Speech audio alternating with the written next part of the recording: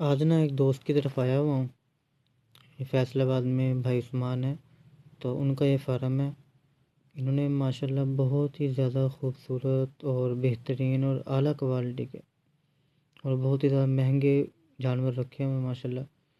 ये सारी की सारी ब्रीड बाहर की है, पाकिस्तान की नहीं है। न्यूजीलैंड वाइट है और बहुत ही ज़्यादा खूबसूरत जानवर है।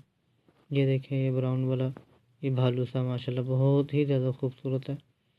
तो इन्होंने ये फार्म बनाया हुआ है, ये फैसलाबाद में। तो ये वाइट वाले हैं, ठीक है जी। ये तकरीबन 70 दिन का है और माशाल्लाह इनका वज़न 2 किलो का है। तकरीबन 2 महीने का बच्चा 2-2.5 किलो 3 किलो तक भी चला जाता है इनका। अगर गोश्त के हिसाब से भी अगर आप सेल करें तो माशाल्लाह बहुत ज़्यादा प्रॉफिट है। ये कारोबार बहुत ज़्यादा अच्छा है। अगर आप भी करना चाहते हैं तो रब्ता करें। तकरीबन ये एक जोड़ा जो बाहर का है, ये तकरीबन 10 से 15 हज़ार तक का एक बेहतरीन जोड़ा मिल जाता है। ये हर महीने बच्चे देती है जी। कभी 4, 5, 7, 9, 12, 15 तक भी बच्चे बच्चे दे देते हैं।